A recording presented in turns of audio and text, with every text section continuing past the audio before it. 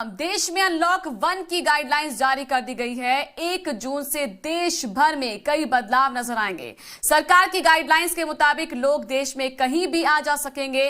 देश में 200 non AC ट्रेनें शुरू हो जाएंगी। 20 राज्यों में one nation one ration card मान्य होगा। उत्तर प्रदेश में रोडवेज की बसें सड़कों पर चलने लगेंगी। राज्य सरकारों ने अब अपने स्तर पर अनलॉक की प्लानिंग तैयार कर ली है। साथ ही लोगों से सावधानी बरतने को भी कह दिया गया है। उत्तर प्रदेश और मध्य प्रदेश की सरकारों ने पहले भी केंद्र की गाइडलाइंस के आधार पर जनता को रियायत दी थी और लिहाजा अब अनलॉक को लेकर भी सरकारों ने पुख्ता तैयारियों का दावा किया है। मगर अब भी सवाल इस बात का है कि जिस तेजी के साथ कोरोना के केस बढ़ रहे हैं, उस हिसाब से अनलॉक के दौरान जनता पर बड़ी जिम्मेदारी रहेगी। यानी जनता को सामाजिक दूरी बनाकर रखनी होगी, मास्क का इस्तेमाल करना होगा, स्वास्थ्य मंत्रालय की एडवाइजरी का भी पूरा पालन करना होगा।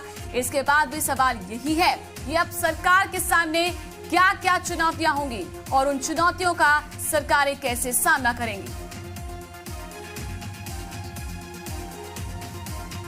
तो अनलॉक की तैयारी हो गई है, अब जनता की बारी है। जनता कैसे इसको संभालेगी, कैसे इस पर अमल करेगी, ये हम आपको बताने की कोशिश भी करेंगे। लेकिन आपको अब घर से बाहर निकलना है तो मास्क लगाना आपके लिए अनिवार्य हो गया है। यानी कि अभी भी जो नियम थे उनको फॉलो करना होगा। आप बिना मास्क के कहीं भी ट्रैवल नहीं कर सकते, कहीं भी आ जा नहीं सकते हैं। अनलॉक 1 होगा, फेज इसके 3 होंगे। पहले फेज जो कि 8 जून से शुरू हो जाएगा, इसमें धार्मिक स्थल, होटल्स हैं, रेस्टोरेंट हैं, शॉपिंग मॉल है, इसको खोलने की अनुमति होगी। उसमें भी कुछ गाइडलाइंस होंगी। फेज 2 जुलाई से शुरू होगा। उसमें विचार किया जाएगा कि स्कूल कॉलेज खोल दिए जाएं, कोचिंग संस्थान खोल दिए जाएं, ट्रेनिंग सेंटर्स खोल दिए जाएं, क्योंकि पढ़ाई को लेकर विचार किया जा रहा है कि इस पर नुकसान ना हो। फेज 3 हालांकि अभी भी तय नहीं है, लेकिन अंतर्राष्ट्रीय जो उड़ानें हैं, मेट्रो है, इसके अलावा थिएटर हैं, जिम और स्विमिंग पूल्स जो हैं, इसको खोलने को लेकर कुछ विचार किया जा सकता है। वो भी फैसला तब होगा जो हालात होंगे उसके हिसाब से।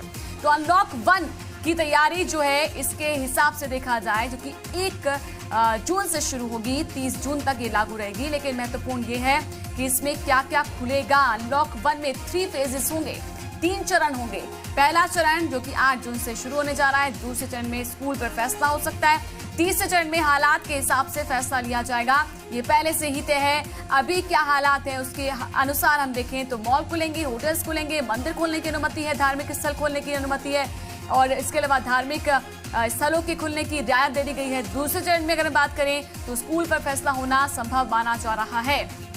तो ऐसे में लॉकडाउन 1 से लेकर अब तक अनलॉक तक की पूरी कहानी समझें तो लॉकडाउन 1 25 मार्च से 14 अप्रैल तक शुरू चला और लॉकडाउन 2 15 अप्रैल से 3 मई तक चला। लॉकडाउन 3 4 मई से यानी कि 4 मई से 17 मई तक चला। लॉकडाउन 4 18 मई से लेकर 31 मई यानी कि आज इसकी जो मियाद है वो खत्म हो रही है। और अब इंतजार था कि लॉकडाउन 5 आखिर कैसा होगा। अब उसमें अनलॉक 1 यानी कि लॉकडाउन को अनलॉक करने का फॉर्मूला ये लेकर आई है सरकार और इसकी तैयारी कर ली गई है। 1 जून से 30 जून तक की इसकी तैयारी है। इसके अनुसार जो है क्या क्या छूट होगी, ये महत्वपूर्ण फैसला लिया गया है। लेकिन जो लिया गया फैसला कि आखिरकार क्यों इसको अनलॉक किया जा रहा है, उसके पीछे भी वजहें काफी है। हर दिन के हिसाब से अगर देखें लगभग 40,000 करोड़ का नुकसान हो रहा है। जीएसटी कलेक्शन में भी रिकॉर्ड गिरावट आई है, ये महत्वपूर्ण एक वजह मानी जा सकती है। इसके अलावा अगर देखें कि क्यों ऐसा जो संकट है, आर्थिक संकट लॉकडाउन की वजह से जो हुआ, उसमें और क्या वजह है। 2019-20 में जीडीपी गिरकर 4.2% तक पहुंच चुकी है। 10 करोड़ से ज्यादा लोगों की नौकरियां जा चुकी है। इसीलिए सरकार ने अब ये प्लान लेकर आई है। इंतजार ये था कि लॉकडाउन 5 होगा, लेकिन अभी जो सरकार की ओर से लिया गया है फैसला, उसके हिसाब से क्या इसकी इफेक्ट हो सकते हैं, पूरी इस पर चर्चा करेंगे।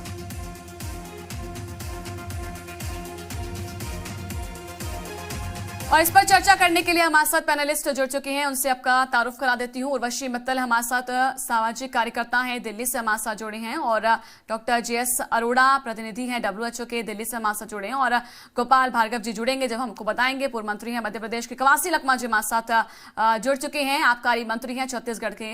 आपका स्वागत है आप सभी का। गोपाल भार्गव जी हमारे साथ जुड़ तो चुके हैं, लेकिन अभी शायद उनसे कनेक्शन नहीं बन पाया है। जब वो जुड़ जाएंगे तो मैं आपसे उनका भी तारुफ करा दूंगी, लेकिन आप तस्वीरों में देख सकते हैं। सवाल अब हम शुरू करेंगे, क्योंकि लॉकडाउन 1 से लेकर अनलॉक का जो ये पूरा एक दिनचर्या रहा, जिस तरह से चीजें नई आई, नियम आए, इनको लेकर अब जो है क्या होगा, आप कोई डाउट ना रहे, हम इस पर चर्चा करेंगे। तो सबसे पहले मैं उर्वशी जी आपके पास आऊंगी, एक सामाजिक कार्यकर्ता के तौर पर आप इसको क्या समझाना चाहेंगी, क्योंकि अब अनलॉक शुरू है, अनलॉक 1 है, इसके 3 फेजेस हैं। पहला फेज देखें तो कई चीजों की रियायतें तो हैं, लेकिन एक आम इंसान के तौर पर वो क्या समझे, क्या है इसके मतलब? नैन्सी जी, जब से हमने सुना कल से थैंक यू शो पर बुलाने के लिए कि अनलॉक चालू है, हम दहशत में और सदमे में थे, और हमारे जैसे शायद बहुत सारे लोग इसी सदमे में थे जो कम से कम जून या जुलाई तक लॉकडाउन को एक्सटेंड करने की बात सोच रहे थे। अब हम यहाँ पर एक बात कहेंगे, आपने सुना होगा राम से बड़ा राम का नाम, कहते हैं ना, बदनाम हुए तो क्या नाम ना होगा। और आपको छोटी सी चीज कहेंगे, अगर आप किसी आदमी को कांच की शीशे में पॉइजन लिख के पानी पिलाने को दे दें तो उनमें से आधे से ज्यादा। उर्वशी जी, मैं आपके पास आती हूँ। आपका जो ऑडियो है वो हमें सही रूप से नहीं मिल पा रहा, तो वापस आपके साथ जुड़ने की कोशिश करूंगी। हमारे साथ WHO के प्रतिनिधि हैं डॉक्टर जेएस अरोड़ा जी, हम उनके पास जाएंगे। डॉक्टर जेएस अरोड़ा जी, अगर हम देखें आम जो लोग हैं, अब ठीक है लॉकडाउन की जो अवधि है उसके क्या मायने हैं, अब अनलॉक का सिस्टम शुरू हो रहा है, अनलॉक 1 में क्या क्या चीजें हैं, क्या रियायतें हैं, उसके हिसाब से देखा जाए तो लोग बाहर भी निकलेंगे। अब लोगों को क्या ध्यान रखना चाहिए, ये हम आपके जरिए समझना चाहेंगे। हेल्थ इश्यूज ना हो, अब जितने केसेस बढ़ते जा रहे हैं, अगर हम 24 घंटे की बात करें सबसे ज्यादा केसेस आए हैं, तो ऐसे में क्या क्या बातें हैं जो ध्यान रखनी चाहिए लोगों को? देखो जी, पहले तो बताना चाहूंगा कि ये अनलॉकडाउन है क्या।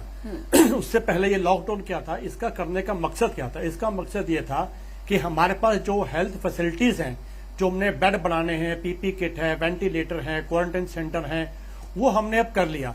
क्योंकि अनलिमिटेड तक लॉकडाउन नहीं चल सकता, तो इसलिए अब उसको अनलॉक तो करना ही पड़ेगा। और क्योंकि बिना इकोनॉमिक्स के तो कुछ नहीं हो सकता, इसलिए उसको अनलॉक के लिए प्रधानमंत्री जी ने सोचा है। अब अनलॉक के लिए सबसे ज्यादा जो उसका ध्यान रखना है वो है जनता को रखना है, क्योंकि इसमें जो 3 मुख्य बातें हैं, एक तो है जिसको हम सोशल डिस्टेंस कहते हैं, जैसे 2 गज की दूरी, और दूसरा मास्क पहनना जो कि रेस्पिरेटरी हाइजीन है, और हैंड हाइजीन। देखो, जहां तक सोशल डिस्टेंस का सवाल है, वहां तो मैं समझता हूं कि भारतवर्ष के लिए बहुत मुश्किल है, जितनी आबादी है। और हमने देखा है जैसे पिछले दिनों में ठेके खुले हैं, या बस अड्डे पे है, रेलवे स्टेशन पे है, वहां पर इतनी भीड़ हो जाती है कि सोशल डिस्टेंस मुश्किल हो जाता है। इवन मार्केट में भी जितना क्राउड होता है कि सोशल डिस्टेंस रखना मुश्किल हो जाता है। तो उसके लिए सबसे इंपॉर्टेंट है कि पब्लिक को अपना हैंड हाइजीन और मास्क, आपको जब भी घर से निकलना है तो मास्क पहनना है, ये बहुत जरूरी है। और दूसरा, बार बार हाथ धोना सॉरी।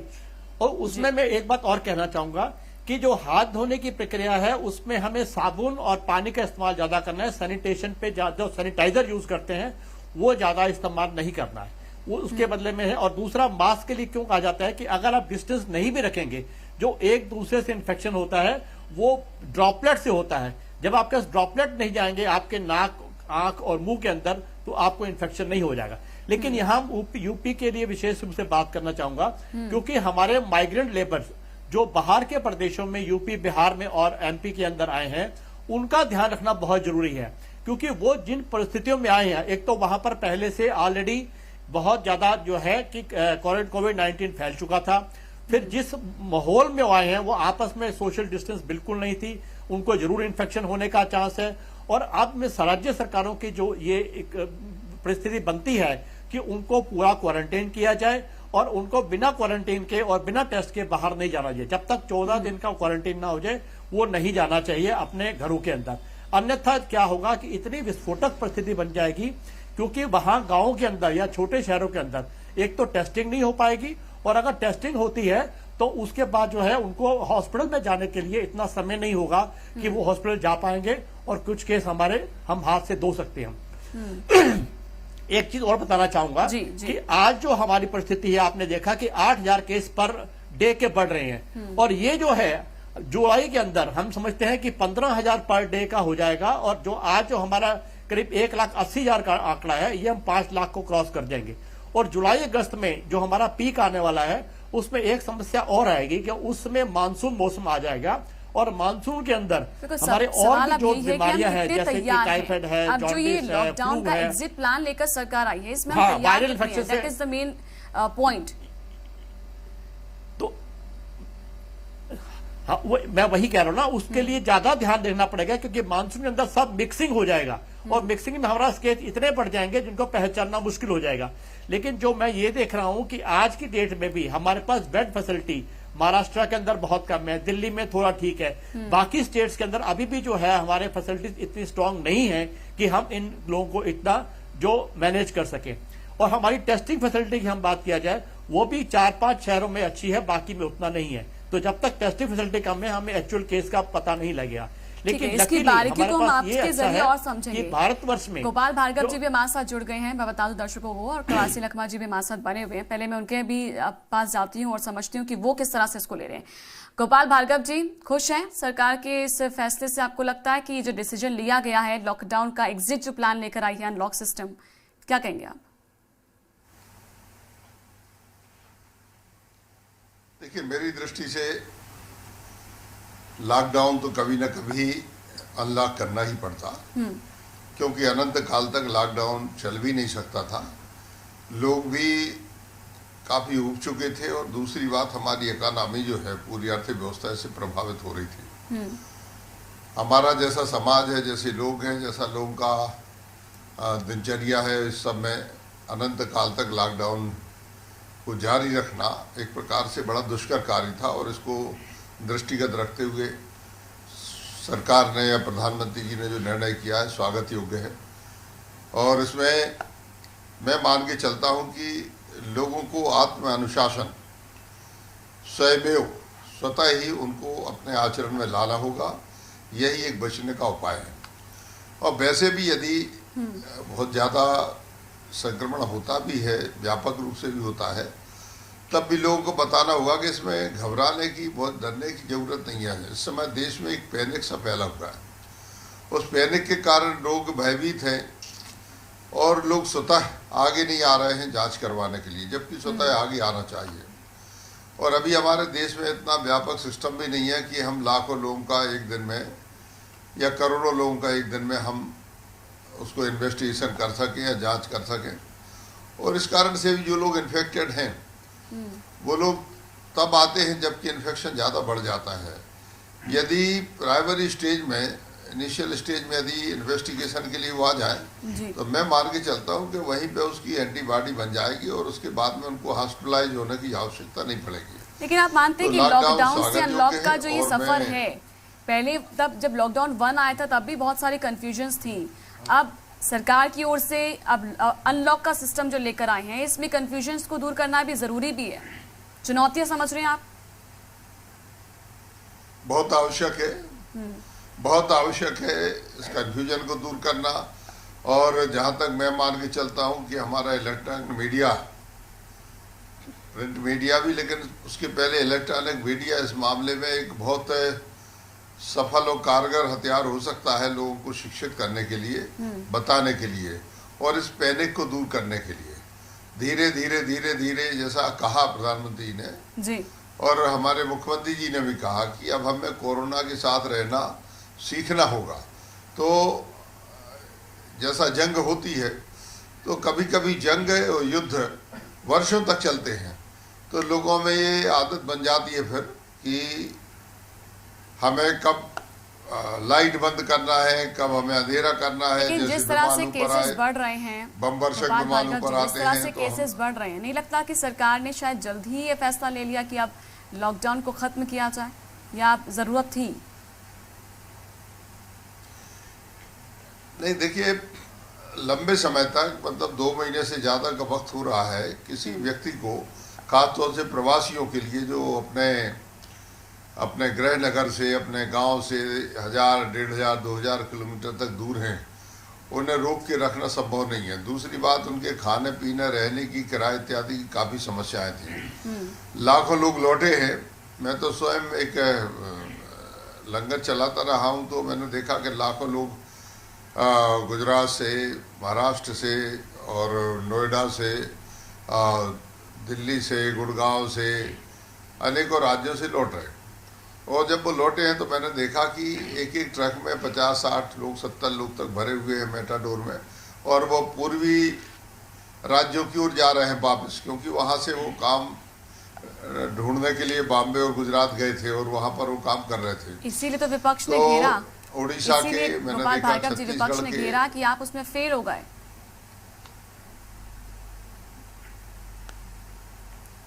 इसमें तो सवाल नहीं पैदा होता, क्योंकि मैं फिर कह रहा हूं कि 2 महीने से ज्यादा तक लोग रुके रहे, लेकिन शासन और प्रशासन सब जब देखा सभी ने कि ये संभव नहीं है कि अनंत काल तक हम लोगों को रोक के रखें, लोग पैदल चल पड़े थे। और आपके चैनलों पे पैदल चलते हुए लोग, असहाय लोग दिख रहे थे। तो सरकार ने भी सोचा कि अपने साधनों से, ट्रेनों से या सार्वजनिक परिवहन से उनके लिए घर तक पहुंचाएं, जो कि काम अभी चल रहा है अनवरत रूप से। तो मैं मान के चलता हूं कि एक तरफ ये है कि लोगों को रोक नहीं सकते, क्योंकि वो पैदल जा रहे हैं, जंगलों में से पैदल जा रहे हैं, नंगे पैर सड़कों पे पैदल जा रहे हैं। तो इस कारण से किसी भी लोकहित कल्याणकारी सरकार के लिए ये विचार करना आवश्यक हो गया था कि यदि इनको घर जाना ही है तो हम इनकी व्यवस्था करें।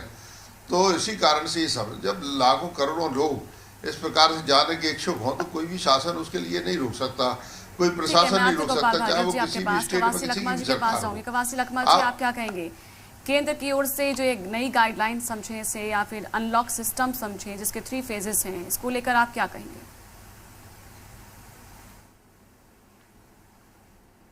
ये आपके मीडिया के माध्यम से मैं देश का जनता को बोलने चाहता हूं, ये नरेंद्र मोदी पूरा पहल हो चुका है। नरेंद्र मोदी देश का जनता के साथ धोखा दिया है, आम आदमी के साथ धोखा दिया है। नरेंद्र मोदी को सबसे पहले तो 24 तारीख को जो लॉकडाउन किया था, उसके पहले 23 तारीख को मध्य प्रदेश सरकार बनाने था। जब यहाँ बीमारी फैल रहा था, ये सरकार बना रहे थे, और सरकार अगर 23 तारीख बना के 24 तारीख को लॉकडाउन किया, उस समय कम लोग थे, कम बीमारी थे, और हमारा पड़ोसी राज्य बांग्लादेश में लॉकडाउन किया, पहले 7 दिन लेबर लोग को आने दिया। और नरेंद्र मोदी बहुत दिमाग वाला बोलते हैं, बहुत हाई फाई बात करता है। ये कहीं सो गया था क्या? इसको पहले छत्तीसगढ़, मध्य प्रदेश सरकार को पहले गिराना छोड़ के ये पहले लेबर लोगों को लाता, आम आदमी को दिया देता, गरीब लोगों को दिया देता। हिंदुस्तान इस हालत में नहीं होते। ये अगर जिम्मेदार प्रधानमंत्री ये हमारे देश को, हमारा गरीब लोगों को पहले बोला था, एक भी हिंदुस्तान में गरीब नहीं रहेगा। आज एक भी हिंदुस्तान में गरीब नहीं रहने लायक बनाया है। कोई रास्ता में मर रहा है, कहीं जंगल में भटक रहा है, कोई दर दर में घूम रहा है, कहीं पैसा नहीं है, कोई भूखे मर रहा है। ये जिम्मेदार नरेंद्र मोदी का है।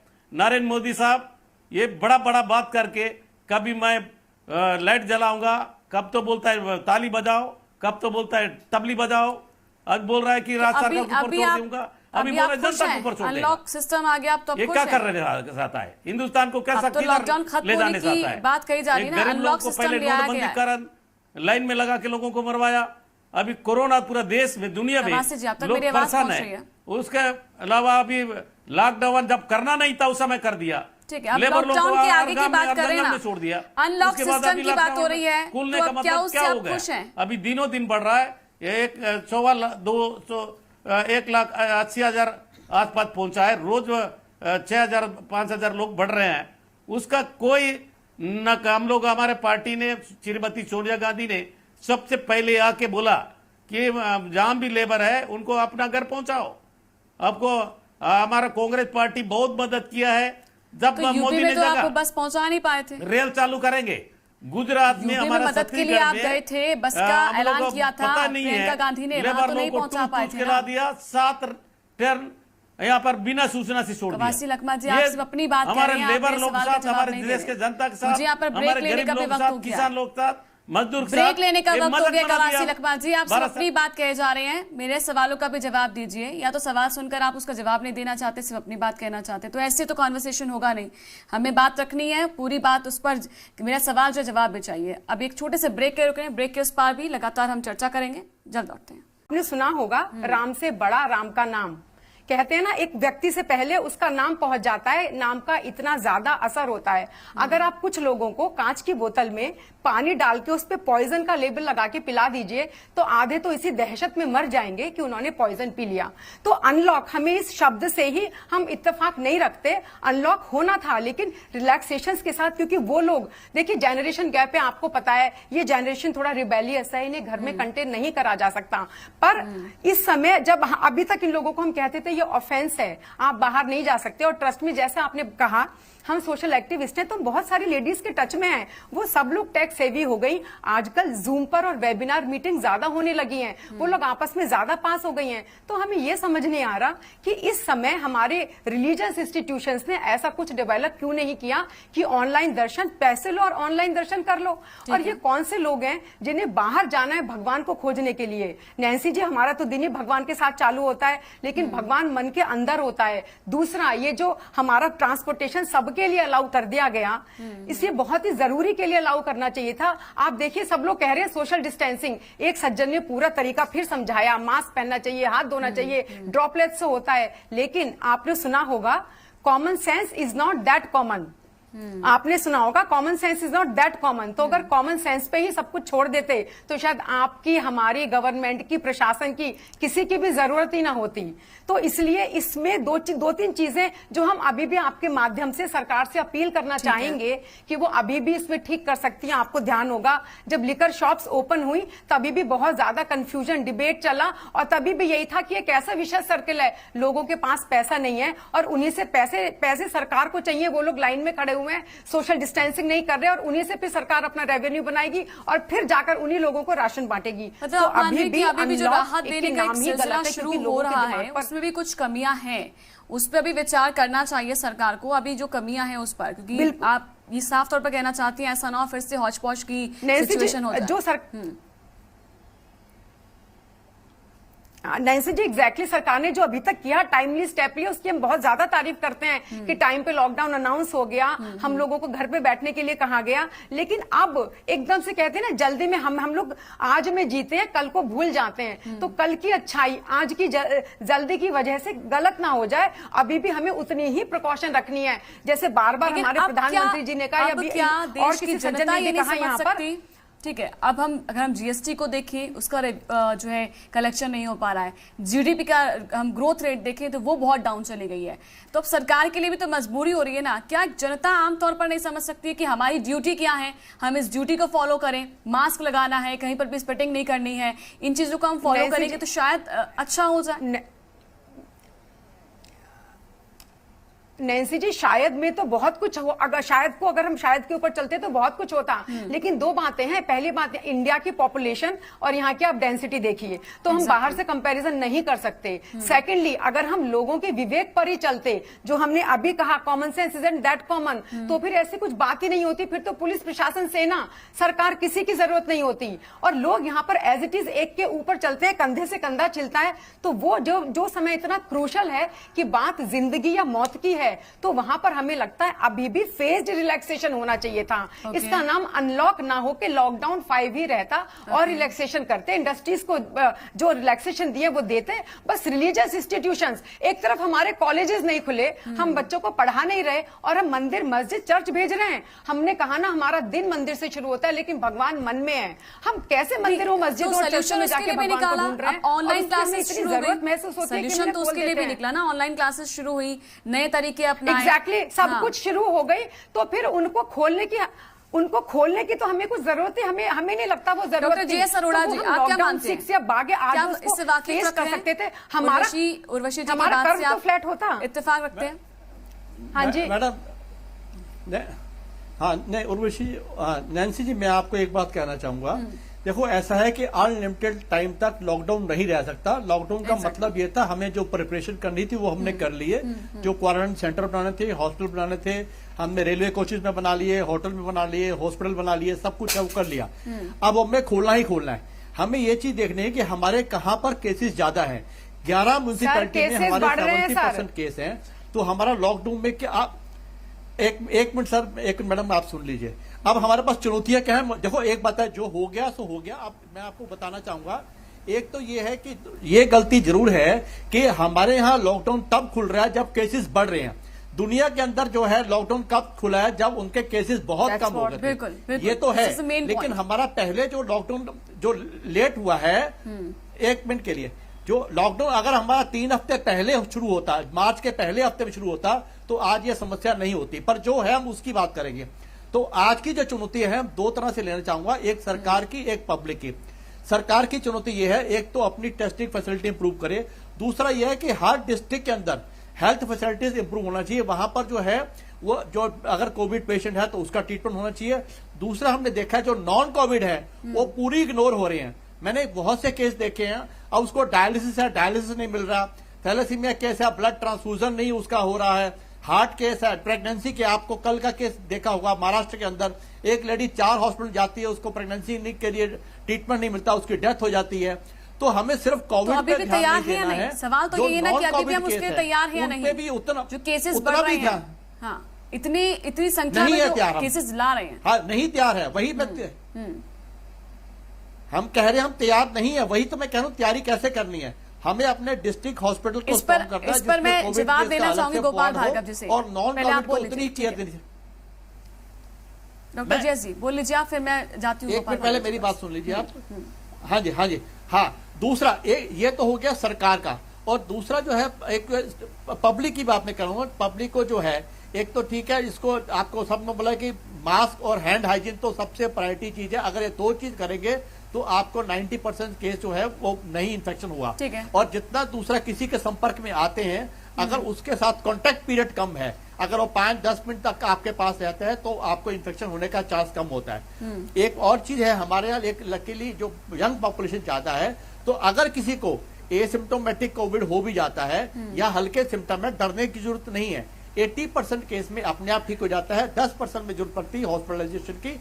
और दूसरा हमारे ध्यान रखना है कि जो हमारे घर के अंदर जो बुजुर्ग हैं और जिनको डायबिटीज, हाइपरटेंशन, थैलेसीमिया, कैंसर या डायलिसिस केस हैं, उनका ज्यादा ध्यान रखना है। अगर इतना भी हम ध्यान रखेंगे तो हम काफी हद तक बचाव कर पाएंगे।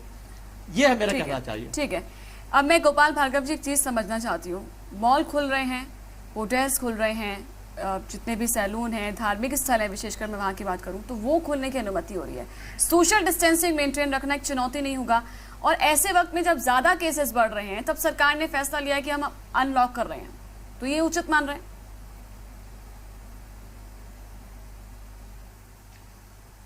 देखिए, संक्षेप में इस मामले में मैं यही कहना चाहूंगा, 138 करोड़ लोगों का देश है और इस देश में किसी व्यवस्था को सटीक तरीके से लागू करना, और खासतौर से डेमोक्रेटिक कंट्री में, जिसमें लोकतंत्र भी है, प्रजातंत्र भी है, लोगों की भावनाओं का भी ध्यान रखना पड़ता है, मान सम्मान का और अपमान का भी ध्यान रखना है।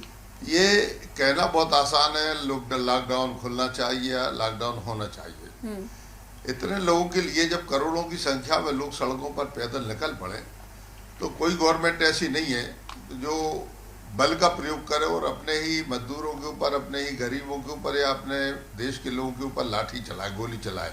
ये तो कतई नहीं होना चाहिए और हुआ भी नहीं। कहते हुए खुशी है कि इतना सब होने के बावजूद भी हमारे देश में कहीं किसी प्रकार की कोई प्रशासनिक शक्ति नहीं हुई, कहीं गोली चालन नहीं हुआ। जहां तक संस्थाओं को और मंदिरों को और भी शॉपिंग मॉल है इनको शुरू करने का प्रश्न है, इसके नियम बनेंगे। मुझे जो लगता है, अभी बहुत बातें स्पष्ट नहीं हुई हैं, लेकिन मुझे लगता है कि सबके नियम बनेंगे कि मंदिरों में कितनी संख्या में, किस रूप में लोगों का प्रवेश हो, यदि भगवान के दर्शन करना ही है उन्हें। और जैसे कि हमारी परंपरा है, वैदिक संस्कृति भी है, मुस्लिम कम्युनिटी में भी है, क्रिश्चियंस में भी है, सभी में भी है, गुरुद्वारों में भी लोग जाते हैं और सबकी इच्छा भी होती है जाने की। तो जो अभी कहा गया कि घर में ही भगवान के दर्शन कर लें, मन के अंदर कर लें, लेकिन भारत जो है परंपराओं का देश है, तो इस कारण से हम जब ये ध्यान करते हैं कि 1-1 लाख लोग, 50,000 लोग तिरुपति जी में, वैष्णो देवी जी में दर्शनों के लिए जाते हैं, तो फिर ऐसे में हम अनंत काल तक उनको रोक भी नहीं सकते। अभी तक रोके थे, सारे मंदिरों के दरवाजे बंद थे, उनको भी लॉक कर दिया गया था। लेकिन अब यदि कोई नियम बना के और विधिवत दर्शन करने के लिए, और ऐसे ही जिसमें किसी प्रकार के संक्रमण का खतरा नहीं हो, कंडीशनल यदि ये अनुमति दी जाती है, तो मैं मान के चलता हूँ कि इसमें कोई अनहोनी नहीं है। माल भी चालू किए जाते हैं, फैक्ट्री या मिलें भी चालू की जाती हैं, तो ये भी बहुत आवश्यक है, क्योंकि व्यवसाय जो ठप हो चुके हैं, हर आदमी वेतन भोगी नहीं है, शासकीय कर्मचारी नहीं है, भारत सरकार के, राज्य सरकार के कर्मचारी नहीं है कि घर बैठे वेतन लेता जाए। मजदूर है, जब वो काम करेगा तभी उसके लिए मजदूरी मिलेगी, और यदि मजदूरी नहीं है रहेगा, फैक्ट्री बंद रहेगी, तो जीडीपी घटेगी और धीरे धीरे देश कंगाल हो जाएगा। और चीज़ों की जो कमी है, जो भी उत्पाद बनाते हैं उन उत्पादों की कमी होगी, ब्लैक मार्केटिंग होगी, सारी समस्याएं खड़ी हो जाएंगी।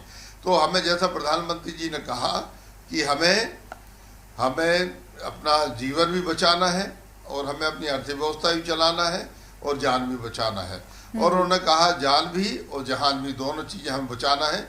इसी बात को दृष्टिगत रखते हुए लॉकडाउन अनलॉक किया जा रहा है। मैं इस मामले में सहमत हूँ, प्रधानमंत्री को धन्यवाद देता हूँ कि अनंत काल तक किसी देश को हम डंडे से नहीं चला सकते, और खास तौर से छोटे-मोटे देशों तो बात अलग है। अनंत काल के लिए ये लॉकडाउन नहीं हो सकता। था। गोपाल भार्गव जी, मानती हूँ कि अनंत काल के लिए सब कुछ नहीं हो सकता, इसे हम नहीं लागू कर सकते हैं, लेकिन क्या आपने वो सिस्टम तैयार कर लिया है? क्या राज्य सरकार के ऊपर ही दारोमदार छोड़ दिया गया है केंद्र सरकार की ओर से कि आप तय कीजिए अब आगे क्या करना है इसके अलावा, या ये समझे कि आप लोगों के बीच में, राज्य और केंद्र के बीच में सारी प्लानिंग हो चुकी है, या ये समझा जाए मतलब लोगों को डरने की आवश्यकता नहीं है, अब सरकार तो साथ है ही उनके, कोई कंफ्यूजन नहीं, कोई हौच पौच की स्थिति नहीं, अब आप लोगों को अपनी जिंदगी ऐसे गुजारनी है? नहीं, मैंने फिर कहा कि देश में ये कहा गया है, और प्रधानमंत्री जी ने भी कहा है कि अब इन परिस्थितियों में हमें कोरोना के साथ रहना और उससे लड़ना हमें सीखना होगा। ये हमारी प्रवृत्ति में आ जाना चाहिए। प्रवृत्ति में यदि नहीं आएगा तो इसी प्रकार का पैनिक बना रहेगा देश के अंदर। जहाँ तक भारत सरकार का और राज्यों के संबंधों का सवाल है, जहाँ तक मैं देख रहा हूँ जितनी बैठकें हुई हैं, मुख्यमंत्री जी और मुख्यमंत्री गणों ने भी या उनके प्रतिनिधियों ने भाग लिया है, तो राज्यों की सहमति से ही केंद्र सब कुछ कर रहा है, और केंद्र के जो भी निर्देश होते हैं राज्य उसका पालन कर रहे हैं। अभी तक मैंने देखा है कि कभी कोई ऐसी स्थिति राज्यों की और केंद्र के बीच में नहीं आई जो एक प्रकार से मैं कहूँ कि विवाद का विषय हो या फिर असहमति का विषय हो। और इस कारण से जहाँ भी आवश्यकता होगी भारत सरकार उसमें वित्तीय सहयोग भी करेगी, प्रशासनिक सहयोग भी करेगी, अन्य प्रकार की जो भी आवश्यक होगा सहयोग करेगी। और राज्यों के भी कर्तव्य है कि केंद्र जो निर्देश देता है अपने राज्यों में वो उसके लिए पालन करें, क्योंकि राज्य की जनता के हित में ही केंद्र निर्देश दे रहा है। केंद्र के लिए कोई उससे लाभ नहीं होना है, लेकिन एक बात अवश्य है कि लोगों की जान और माल दोनों की रक्षा करना भारत सरकार का काम है, केंद्र का काम है, राज्यों का भी काम है। लेकिन जब दोनों मिलकर इस काम करेंगे तो निश्चित रूप से जो लेकिन जिस रेशियो में सफल होंगे और जिस रेशियो में केसेस बढ़ रहे हैं, क्या आप मानते हैं कि हेल्थ सेक्टर में अगर हम देखें तो उतनी हमारी तैयारी है?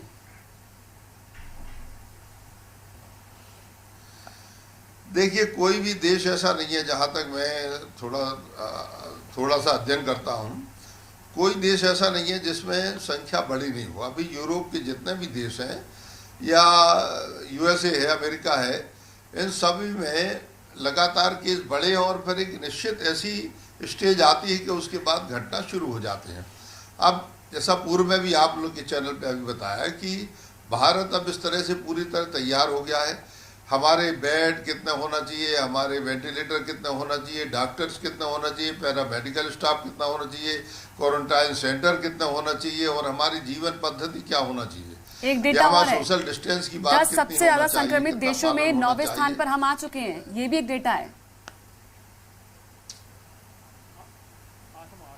देखिए, भारत की जिस प्रकार की जितनी आबादी है और जिस प्रकार हमारा रहन सहन है और जितनी डेंस और जितनी घनी पॉपुलेशन है, मैं मान के चलता हूं कि प्रधानमंत्री जी की सूझबूझ के कारण से अन्य देशों का जितना नुकसान हुआ है जान का माल का, उसकी तुलना में भारत नहीं है। मैं ईश्वर से यही प्रार्थना करता हूं कि यदि लोगों ने आत्म अनुशासन का परिचय दिया तो हम इस पर विजय प्राप्त कर लेंगे, इसमें कोई शंका नहीं है। वही देश दुनिया में आगे बढ़ पाए हैं जिनमें आत्म अनुशासन रहा है, और इसके लिए सरकार के डंडे से नहीं बनाया जा सकता।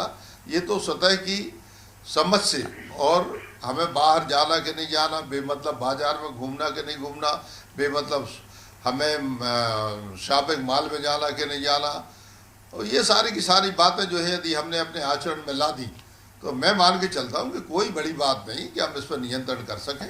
कवासी लखमा जी, बहुत अब बड़ा जरूरत हलवा है बना के और इसके लिए समय पहले खड़ा की करना। नजाकत को समझा जाए तो अब जरूरत है कवासी लखमा जी कि अब लॉकडाउन को खोल दिया जाए। सरकार ये मान रही है और जितने भी हमारे अदर पैनलिस्ट हैं वो मान रहे हैं कि ठीक है अब जरूरत आन पड़ी है कि लॉकडाउन को खोला जाए, लेकिन आप खुश नजर नहीं आए। क्या कमी दिखाई दे रही है आपको? क्या लगता है कि क्या तैयारी होनी चाहिए? ये आपके मीडिया के माध्यम से देश का प्रधानमंत्री को खाली टेलीविजन बचा है, देश का जनता बचा नहीं है। जब हम मंदिर मस्जिद खोलने में हमारा कोई आपत्ति नहीं है, लेकिन आज केसेस बढ़ रहा है, दुनिया में केस बढ़ रहा है तो लॉकडाउन होता है, और कम केसेस है तो लॉकडाउन बंद होता है। आज पूरा दुनिया में 8वें नंबर में हिंदुस्तान, 8वें नंबर के बाद 1 महीने के बाद यहाँ 1 नंबर में आएगा, 1 नंबर में। उस समय प्रधानमंत्री के पास, देश के प्रधानमंत्री के पास कोई विजन नहीं है। ये हमारा आपत्ति है। हमारे राहुल गांधी साहब ने बोला था तुम्हारा क्या विजन है, देश के जनता में बताओ और विजन बताओ।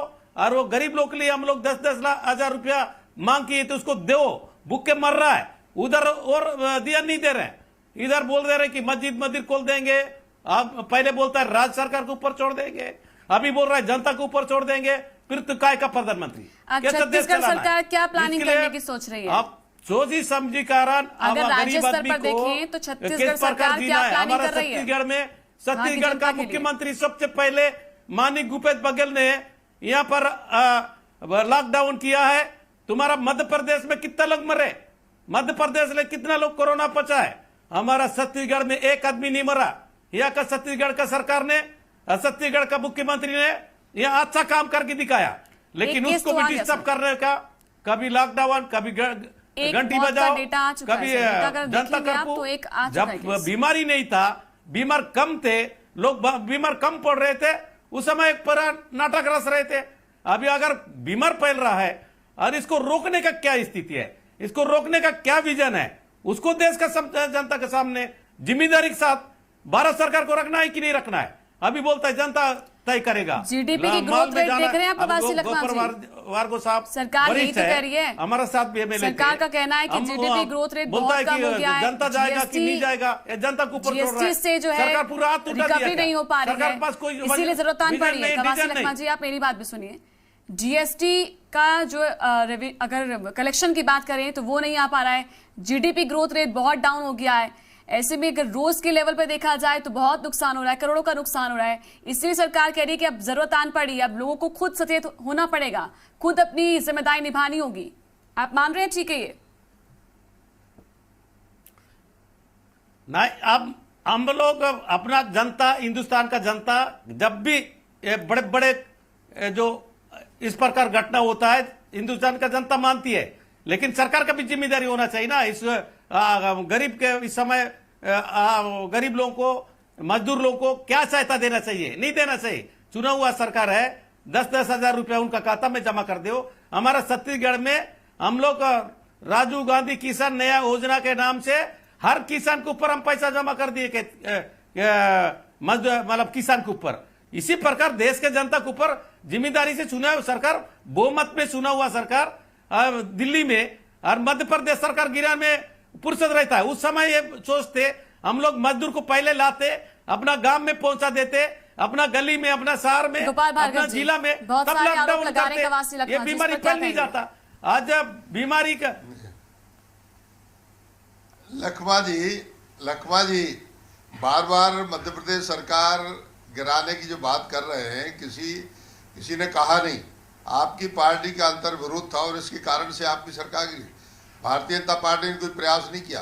नहीं, मतलब कोई बड़ा लेकिन घोटाला उस के मेला समय क्या है? जब जिम्मेदारी कोई था, राजनीतिक दल जब उसके लिए लॉकडाउन बना राहुल नंबर गांधी ने बोला था नंबर एक, यहाँ पर बीमार नंबर फैलने एक, वाला है, हिंदुस्तान आप सुनिए। में बीमारी आने वाला है, आप कोरोना लखमा जी, आने वाला है, लखमा उस जी, समय आप सुनिए। प्रधानमंत्री को सोचना है ना, आप सरकार सुनिए। आज नहीं गिरा, परसों गिरा। आप जब पूरा सुनिए, देश का लखमा सरकार जी, गिरा दूं, हमको कोई दिक्कत नहीं है, लेकिन देश का जनता को कौन देखेगा? और सुन देश का लीजिएगा। जनता जब कवासी 22 तारीख को सुन सरकार लीजिए गिराएंगे, गोपाल भार्गव जी 23 क्या तारीख कह रहे हैं, सुन को, भी लेते हैं। 24 तारीख अरे लॉकडाउन करेंगे। देख तो आज रहे हैं। दिनों दिन लाखों लोग पढ़ रहे हैं, लखमा जी, 2 लाख लोग आपके हर शहर में कवासी लखमा जी, बीमारी आप मानते फैलते हैं कि समय नहीं हटना चाहिए अगर लॉकडाउन, तो भारत क्या किया सरकार जाए? हाथ आप फिर उठा यही दे, बता दीजिए, तो चलिए। क्या होगा?